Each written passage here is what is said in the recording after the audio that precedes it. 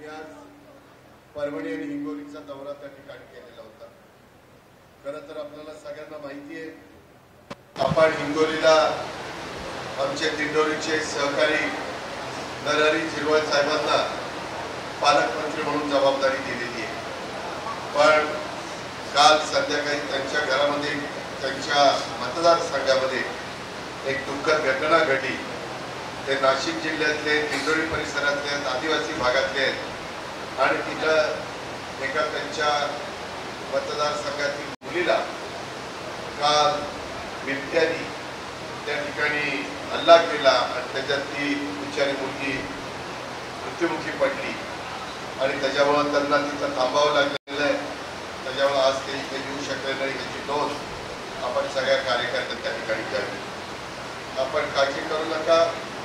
आपण सगळ्यांनी आम्ही आव्हान केलेलं होतं विधानसभेच्या निवडणुकीच्या निमित्तानं की राजू नवघरेंना आपण निवडून द्या। तुम्ही निवडून दिल्यानंतर तुमच्या इथल्या विकास कामाला गती देण्याच्या बद्दल मी माझ्या कामाला पण सुरुवात केलेली आहे।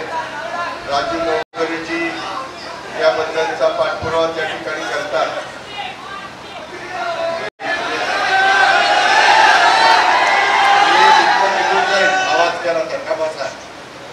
फालतूपणा करायचा नाही।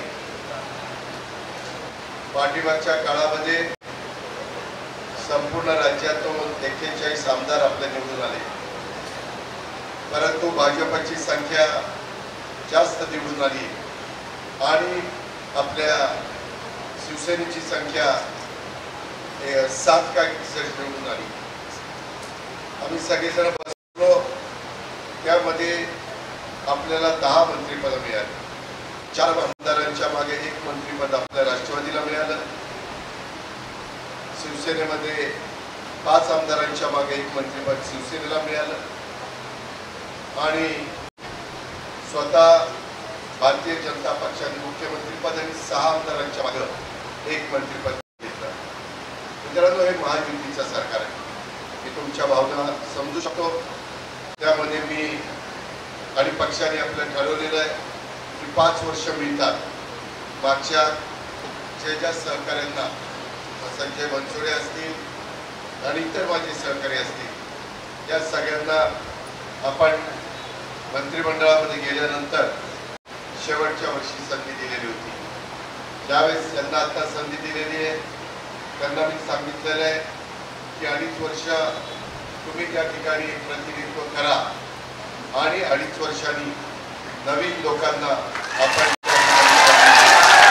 त्याच्यामुळं मी कुठेही माझा शब्द बदललेला नाहीये। त्याच्यामुळे आपण काही काळजी करू नका। आपल्या मतदारसंघामध्ये कामं जी होतात, आजच आता आपण पहिलं वसमत शहर पाणी पुरवठ्याचं 156 कोटी रुपयाच्या कामाचा सुरुवात त्या ठिकाणी केली। करुंदा तालुका वसमत येथे पूर नियंत्रण उपाययोजनेकरता 33 कोटी रुपयाचा खर्च आपण करतोय। त्याचा पाठपुरावा आपल्या राजूने केला। बाबुळगाव तालुका वसमत येथे प्राथमिक आरोग्य केंद्र, त्याचा लोकार्पण करते 12 कोटीचं काम केलं। मी आत्ताच कलेक्टरला सांगितलं, आज इथं यायच्या आधी आम्ही वसमत तालुक्यामध्ये गुंज या गावी भेटली। त्याच्यामध्ये 5 निष्पाप महिला आणि 2 निष्पाप मुली या ट्रॅक्टरच्या ड्रायव्हरच्या चुकीमुळं ट्रॅक्टर ट्रेलर सगळं त्या विहिरीत पडलं आणि त्याच्यात 5 आणि 2 7 माझ्या लाडक्या बहिणींना आणि आमच्या मुलींना प्राण गमवावे लागले। ती आहे जे काही दुःख झालेलं आहे त्यांच्या कुटुंबियांना पुन्हा सावरण्याचा करता आपल्याला त्यांना आधार देण्याची गरज आहे।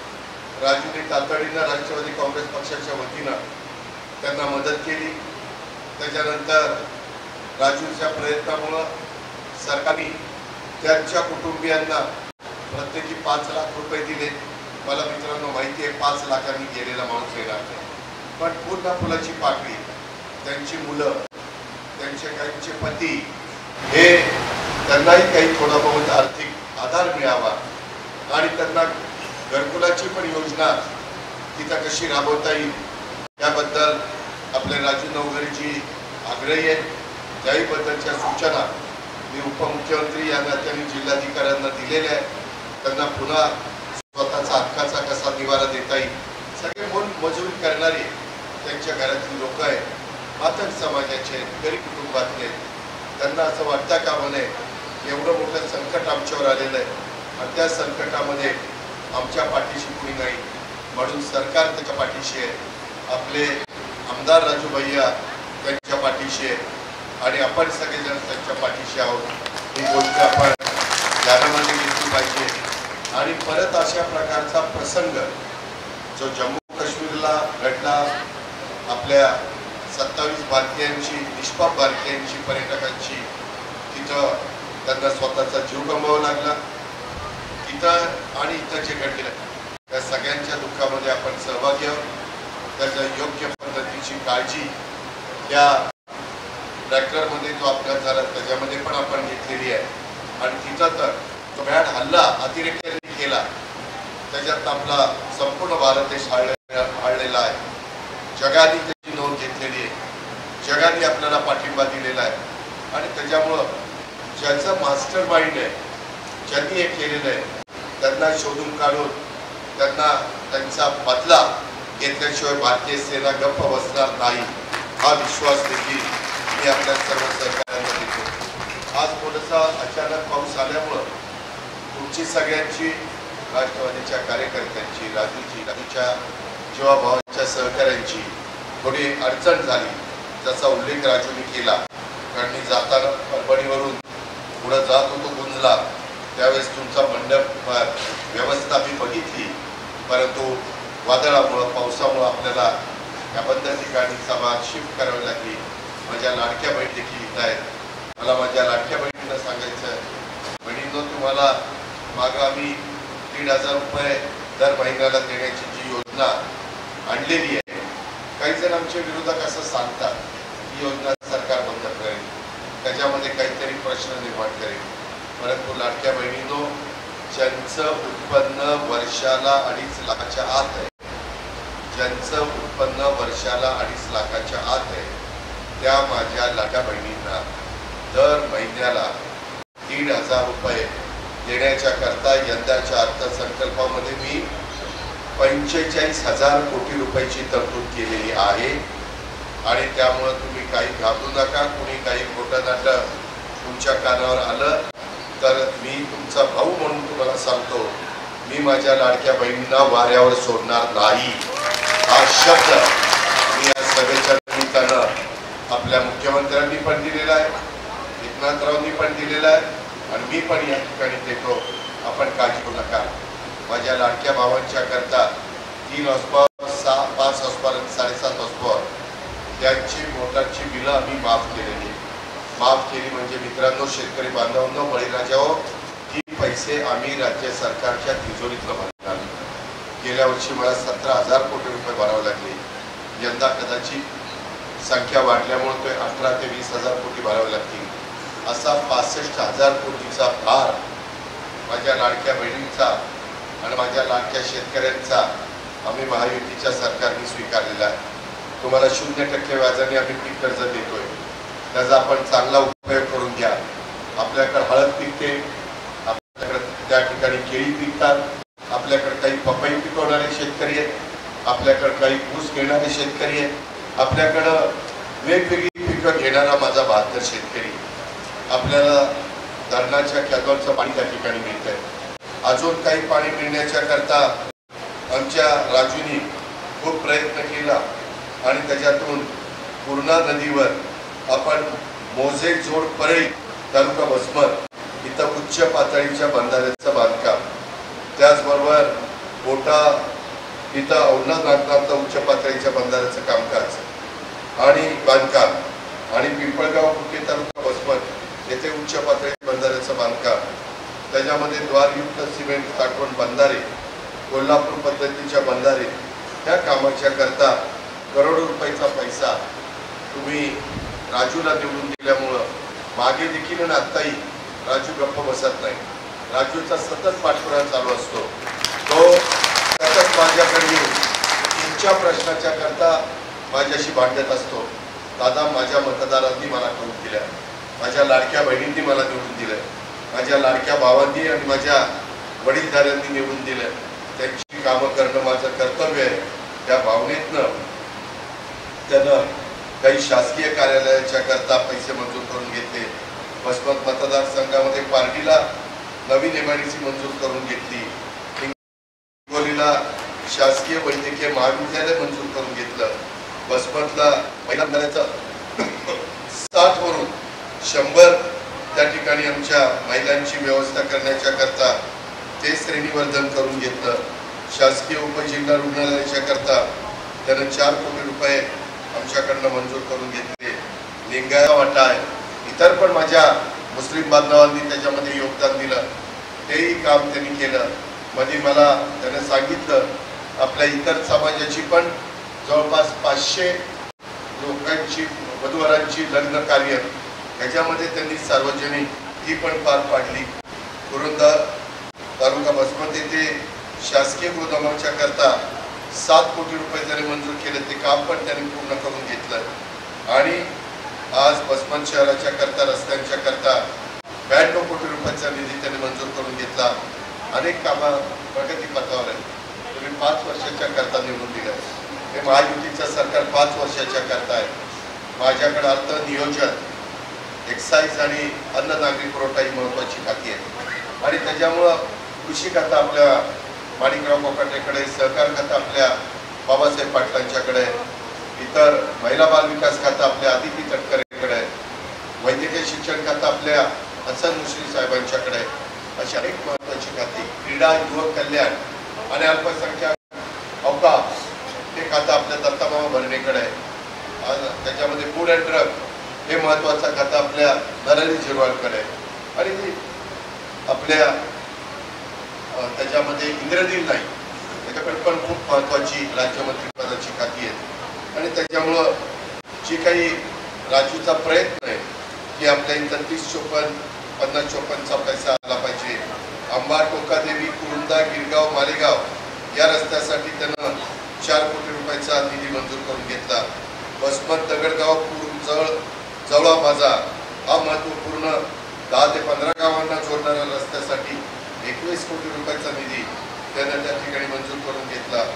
इथल्या शिरड, शहापूर येथे आदिवासी समाजाच्या मुला मुलींच्या करता 32 कोटी रुपये आणि वसमत मतदारसंघातील तांडा वस्त्यांच्या विकासाकरता 3 कोटी रुपयाचा निधी मंजूर करून घेतला. सामाजिक न्याय विभागामार्फत ग्रामीण भागातील नागरी वस्त्यांच्या करता 17 कोटी रुपयाचा निधी मंजूर करून घेतला. अशा पद्धतीनं जिल्हा वार्षिक योजना, राज्य सरकार, काही केंद्र सरकार, अशा विविध योजनेतनं राजूचा प्रयत्न हा चाललेला आहे. आणि आता पालकमंत्रीपद आपल्या राष्ट्रवादीकडे असल्यामुळं त्याच्याकडनं देखील कसा तुम्हाला निधी देता येईल त्याबद्दलचं काम निश्चितपणे करेल. आज बेरजेचं राजकारण आपण केलेलं आहे. आपण स्वर्गीय यशवंतराव चव्हाण साहेबांचा वारसा राष्ट्रवादी पक्ष पुढे नेतोय. सुसंस्कृत महाराष्ट्र आणि त्याच्यातून सर्व जाती धर्माच्या समाजाचं भलं करण्याचं काम हे आपण करतोय. आपल्याला जाती सरोखा राखायचा आहे.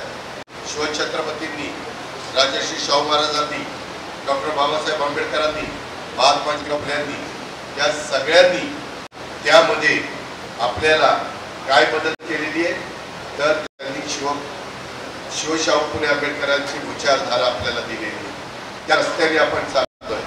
आपण जातीभेद करत नाही, आपण जातीय सलोखा करतो. सगळ्यांनी आपण एकोप्याने राहायचं आहे, गुण्या गोविंदांनी राहायचं आहे.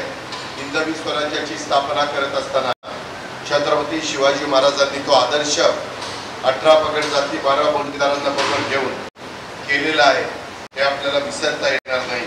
आणि म्हणून आपल्याला त्याच रस्त्याने पुढे जायचं आहे.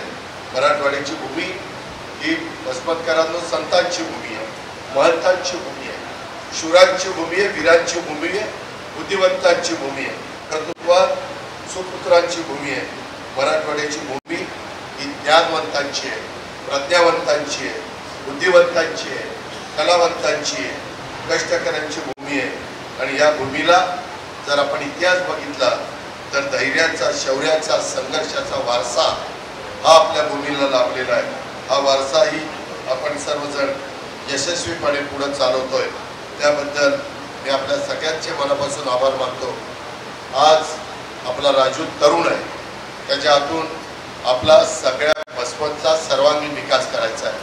आपल्याला त्याच्या मदतीनं हिंगोलीमध्ये राष्ट्रवादी काँग्रेस पार्टी वाढवायची, प्रत्येक तालुक्यामध्ये वाढवायची. त्यानं मगाशी सांगितलं तसं आम्हाला मंत्रिपद मिळालं, राजूला आमदार पद मिळालं, दरारी जिरवळला पालकमंत्रीपद मिळालं. पण तुम्ही जे जीवाभावाचे कार्यकर्ते त्यांना कुठं नगरपालिकेचं सदस्यपद मिळालं पाहिजे, उपनगराध्यक्ष नगराध्यक्ष पद मिळालं पाहिजे, पंचायत समितीचं सभापतीपद, उपसभापतीपद, जिल्हा परिषदेची पदाधिकारी, जिल्हा परिषदेचे सदस्य, ही वेगवेगळी पदं आमच्या कार्यकर्त्यांना पण मिळाली पाहिजे, माझ्या लाडक्या बहिणींना पण मिळाली पाहिजे. त्यांना पण जसं राजूला वाटतं की माझा तालुका सर्वश्रेष्ठ असावा, तसं काही कार्यकर्त्यांना वाटतं आता पंचायत समितीचा गट, आमचा पंचायत जिल्हा परिषदेचा गट हा चांगला असावा. त्यांनाही वाटतं की आमच्या संस्थेमध्ये काम करतोय, त्या संस्थेतनं आम्हालाही शिकता यावं, आम्हालाही समाजाला पुढे नेता यावं, आम्हालाही आमच्यामध्ये जे काही कर्तृत्व आहे ते दाखवण्याची संधी मिळाली. प्रत्येकाच्या अंगामध्ये परमेश्वराने काही ना काही गुण दिलेले आहे. ते गुण आपण समाजाच्या करता निश्चित वापरले पाहिजेत. हे पण मला आपल्याला सगळ्यांना सांगायचं आहे. मराठवाड्याच्या या पवित्र भूमीला आपल्याला समृद्ध करायचं आहे. त्यासाठी महायुतीच्या सरकारच्या माध्यमातून अनेक योजना, हे जे प्रकल्प आपण सुरू केलेले आहेत आणि त्याचाच भाग म्हणून आज काही कामांची भूमिपूजन आणि उद्घाटन ही माध्यमातून आपण त्या ठिकाणी केलेलं आहे. माझा बसवंत तालुका हे तसं बघितलं तर ज्वारीचा कोठा, हळदीची मोठी बाजारपेठ. इथं आपण बसवंतची हळदीचा नवा ब्रँड हा आपण त्या ठिकाणी मार्केटमध्ये आणतोय. येथील हळदीला देशभरातनं मागणी आहे. राज्यातल्या हळदीच्या एकूण उत्पादनाच्या 60% जास्त वाटा एकट्या माझ्या हिंगोली जिल्ह्याच्या 72 शेतकऱ्यांनी निर्माण केलेला आहे. आणि त्यातील निम्म्याहून हळद एकट्या माझ्या बसवंत तालुक्यामध्ये त्या ठिकाणी शेतकरी पिकवतो. त्यामुळे उत्तर भारतातले व्यापारी सांगलीऐवजी आता हिंगोलीच्या हळदीला पसंती देत आहेत. हिंगोलीच्या अधिक कुरकुरींची मात्रा ही कमी आहे, त्यामुळे तर इथल्या हळदीचा रंग आणि चव ही फार उत्तम आहे. त्यामुळे हळदीला देशभर मोठी मागणी आहे. बसवंतच्या हळदीला आता GI मानांकन हे सुद्धा मिळालेलं आहे. त्यामुळे इथल्या हळदीला आता बसवंत हळदी असं अधिकृत नाव हे सुद्धा मिळालेलं आहे. त्यामुळे बसवंत हळदीचा मोठा ब्रँड त्याच्यातनं निर्माण होणार आहे. त्याच्यातनं आम्ही हळद संशोधन आणि प्रशिक्षण केंद्र हेही तुम्हाला मंजूर करून दिलंय. त्याचंही काम चाललंय. त्याच्यात पण राजू नवघरेचा सिंहाचा वाटा आहे. माझ्याकडे बसायचं दादा, तुमच्याकडं राज्य सरकारची तिजोरी आहे. माझ्या हळद उत्पादक शेतकऱ्यांच्या करता मला हे संशोधन आणि प्रशिक्षण केंद्र दिलं पाहिजे, अशा प्रकारचा त्याचा आग्रह असायचा. आणि त्याच्यातनं हे आधुनिक पद्धतीचं गोळ्या हळद कुंडावर प्रक्रिया करून शेतकऱ्यांची हळद शिजवणं, हळद वाळवण्यासाठी खर्च कमी करायला मदत होणं, अशा प्रकारचा हा प्रकल्प मागच्या अर्थसंकल्पामध्ये हिंगोलीकरांनो 100 कोटी रुपये या राजूच्या आग्रहाखातर मी तुम्हाला त्या ठिकाणी अशा पद्धतीनं माझंही बारकाईनं तिथं लक्ष आहे. आपल्याला कृषी क्षेत्रामध्ये देखील यंदा AI म्हणजे आर्टिफिशियल इंटेलिजन्स म्हणजे कृत्रिम बुद्धिमत्ता, त्याचा वापर आता आपल्याला करायचा आहे. त्याच्यातून पाणी कमी लागतं, खत कमी लागतं, त्याच्यामध्ये उत्पादन वाढतं, शेतकऱ्यांचा खर्च कमी होतो, मातीची गुणवत्ता वाढते.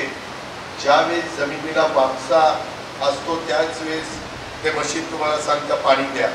पाण्याचा गैरवापर ह्याच्यातनं पूर्णपणे थांबतो. फार मोठी बचत माझ्या शेतकऱ्याची खताची, पाण्याची आणि औषधाची यामध्ये होती. आणि त्याच्यामुळं त्याच्याकरता पण यंदा अर्थसंकल्पात आम्ही 500 कोटी रुपयाची तरतूद त्या ठिकाणी केलेली आहे. राज्यातल्या कृषी क्षेत्राला आम्हाला नवी दिशा देण्यासाठी आणि आधुनिक तंत्रज्ञानाचा समावेश करण्यासाठी राज्य सरकारने ॲग्री हॅकेथॉन ही संकल्पना राबवण्याचं ठरवलेलं आहे. आणि त्याच्यातून माझा शेतकरी, माझा युवा संशोधक, माझा तंत्रज्ञानाचा प्रभावी वापर करण्याचा प्रयत्न, त्याच्यामध्ये स्टार्टअप्स, कृषी तज्ज्ञ आणि शेतकरी बांधवांना एकत्र आणून आम्हाला एक नवीन दिशा माझ्या शेतकरी वर्गाला द्यायची. मी यंदा दुधाचे पैसे शेतकऱ्याला मिळत नव्हते तेव्हा लिटरला पहिले 5 रुपये अनुदान दिलं, नंतर आम्ही 7 रुपये लिटरला अनुदान दिलं. तेही पैसे जे काही मागचे होते ते सगळे 31 मार्च माझ्या शेतकऱ्याच्या खात्यावर जमा करण्याचं काम केलं. मला राजूने मागाशी सांगितलं की दादा संजय गांधी निराधारचे पैसे हे महिन्याच्या महिन्याला मिळत नाही. मी सोमवारी गेल्यानंतर माझ्या संबंधित अधिकाऱ्यांना बोलून घेणार आहे आणि त्यांना सांगणार आहे की दर महिन्याच्या महिन्याला माझ्या निराधार लोकांना, गरीब लोकांना त्यांचे पैसे महिन्याच्या महिन्याला गेले पाहिजेत. डीबीटी करतोय तुमच्या अकाउंटला, तुम्ही खाती उघडायची. लाडक्या बहिणींचे पैसे बँकेत, तुमच्या संजय गांधी निराधारचे पैसे बँकेत, श्रावण बाळ योजनेचे पैसे बँकेत.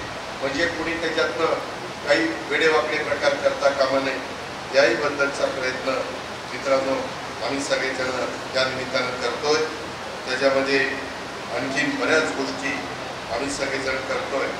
राष्ट्रवादी काँग्रेस पक्ष या पुढच्या काळामध्ये देखील सर्व जाती, सर्व धर्म, सर्व पंथ, प्रांत आणि भाषांच्या नागरिकांना सोबत घेऊन विकासाच्या वाटेवर चालत राहण्याचं आम्ही नवाब मलिकने, सुरेशनी, राजूनी, नरहरी झिरवाळनी सगळ्यांनी आम्ही त्या ठिकाणी ठरवलेलं आहे. आणि त्याच्यातून राज्यातल्या कुठल्याच व्यक्तीवर अन्याय होणार नाही. माझा अल्पसंख्याक समाज असेल, माझा मागासवर्गीय समाज असेल, आदिवासी असेल किंवा भटका समाज असेल, ओबीसी समाज असेल किंवा सर्वसाधारण समाज असेल, अशा सर्व जाती धर्माच्या बांधवांना त्यांच्या हक्काचं संरक्षण करून देण्याचं काम हा राष्ट्रवादीचा कार्यकर्ता करतोय. मला तुम्हाला सांगायचं आहे, आपल्या राजूची ताकद वाढण्याच्या करता प्रत्येक गावामध्ये राष्ट्रवादीची सभासद नोंदणी, सदस्य नोंदणी तुम्ही केली पाहिजे. त्यामध्ये हे आपलं काम आहे, परिवाराचं काम आहे. राष्ट्रवादीमय वातावरण आपल्या हिंगोली जिल्ह्यामध्ये निर्माण करायचं आहे. महिलांनाही समाजामध्ये आपल्याला मान, सन्मान, प्रतिष्ठा, आदर, संरक्षण, सुरक्षितता मिळेल याकरता सर्व काही गोष्टी करण्याचा आमचा प्रयत्न आहे. यंदा DPDCला पोलिसांना गाड्या घेण्याच्या करता, त्यांच्या मूलभूत गरजा भागवण्याच्या करता आम्ही महाराष्ट्रामध्ये 21,000 कोटीचा निधी दिलेला आहे. त्यामध्ये दिव्यांगांच्या करता निधी दिलेला आहे, महिला बाल विकास करता निधी दिलेला आहे. फक्त त्या निधीचा विनियोग ज्यांच्या करता दिलाय त्यांच्या करता झाला पाहिजे. जे वर दिवाला नाही अशांच्या करता आम्ही आवास योजना आणलेली आहे. त्याच्यामध्ये शबरी आवास योजना आहे, त्याच्यामध्ये पंतप्रधान आवास योजना आहे, त्याच्यामध्ये मुख्यमंत्री आवास योजना आहे, त्याच्यामध्ये वेगवेगळ्या रमाई माता आवास योजना आहे. अशा वेगवेगळ्या आवास योजना आपण चांगली घरं देण्याच्या करता आणलेल्या आहे. मित्रांनो, त्याचा फायदा घ्या. शेतकऱ्यांनो, आपण त्याचा फायदा घ्यावा अशी माझी तुम्हाला सगळ्यांना आग्रहाची विनंती आहे. दर्जेदार शिक्षण माझ्या गोरगरिबांच्या मुलामुलींना देण्याकरता देखील आम्ही त्याच्यातून त्या ठिकाणी प्रयत्न करतोय. आणि ह्या पद्धतीनं आपला राष्ट्रवादी काँग्रेस पक्ष, आपलं महायुतीचं सरकार हे महाराष्ट्राच्या मातीशी आणि माणसांशी नातं सांगणारं, राज्यातल्या जनतेची नाळ जुळलेला हा आपला राष्ट्रवादी काँग्रेस पक्ष आणि त्या पक्षाचं घड्याळ हे चिन्ह आहे. महाराष्ट्राची निर्मिती संघर्षातून झाली, तसंच राष्ट्रवादी काँग्रेस पक्ष देखील संघर्षातून स्थापन झालेला आहे.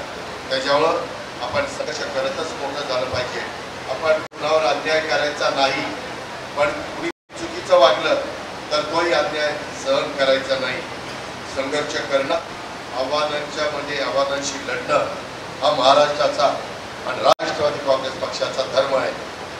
देशाच्या समोर आणि राज्याच्या समोर प्रत्येक आव्हान हे राष्ट्रवादी काँग्रेस पक्षाच्या प्रत्येक कार्यकर्त्याच्या समोरचं आव्हान आहे असं समजून तुम्ही पण लढलं पाहिजे. त्याच भावनेतनं आपण सगळ्यांनी एकजुटीनं काम करूया. आम्ही तुम्हाला वाऱ्यावर सोडणार नाही. मी तुम्हाला सांगतो, राजूच्या पाठीशी संपूर्ण महाराष्ट्राचं सरकार मी त्या ठिकाणी उभं करेन, पण तुम्हाला तुमच्या निधी किंवा कमतरता मी या ठिकाणी कमी पडू देणार नाही. तुम्ही पण राष्ट्रवादी काँग्रेस पक्षाचा कार्यकर्ता किंवा लाडकी बहीण म्हणून वावरताना राजूला कमीपणा होईल, पक्षाचं नाव कमी होईल, पक्षाचं मान शरणी खाली जाईल असं काम माझ्या जीवाभावाच्या सहकार्याकडनं होता कामा नये. ही पण काळजी तुम्ही सगळ्यांनी त्या निमित्तानं घ्यावी. अशा प्रकारची माझी तुम्हाला सगळ्यांना आदराची विनंती आहे. येथे औंढा तालुक्यातील केळी बाजार तलावाचं पुनरुज्जीवन करून देण्याच्या बाबत राजूच्या मतदारसंघातल्या केळी येथील या बाजार तलावात सिद्धेश्वर धरणापासून 2 किलोमीटरपर्यंत टिपणे पासून अडीच MMQ साठवण क्षमता असलेल्या केळी बाजार तलावाचं पुनर्जीवन झाल्यास त्याच्या वसमत मतदारसंघातील औंढा तालुक्यातील केळी तांडा, पारडी, सावळी, येळी, हिवरखेडा, मुंडेगाव, चिंचोली, निळोबा, जलापूर, नांदखेडा, पेरजाबाद, साळणा, नांडाळा, रामेश्वर, दौंडगाव आदी वेगवेगळ्या गावातल्या परिसरामध्ये खूप मोठ्या प्रमाणावर सिंचनाचा प्रश्न मार्गी लागू शकतो. मी त्यामध्ये स्वतः राजूने पाठपुरावा करावा. मुंबईत गेल्यावर त्याबद्दल लक्ष घाली. त्याकरता जो काही निधी लागेल किंवा ज्या मंजुऱ्या लागतील त्याही देण्याच्या करता माझं पूर्ण मुख्यमंत्री उपमुख्यमंत्रीपद पणाला लावी आणि राजूची तुमच्या भल्याकरता, तुमच्या प्रपंचाकरता, तुमच्या कल्याणाकरता तो झटतोय.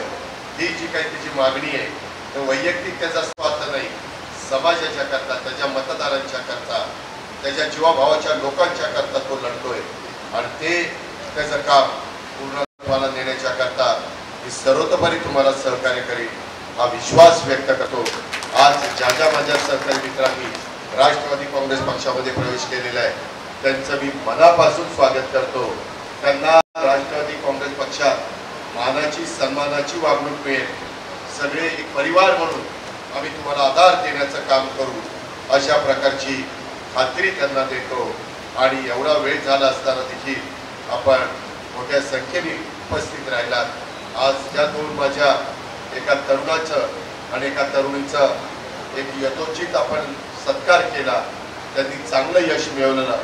त्या दोन्ही तरुणींना मी पुढच्या वाटचालीच्या करता शुभेच्छा देतो आणि मी आपले रजा घेतो. जय हिंद, जय महाराष्ट्र.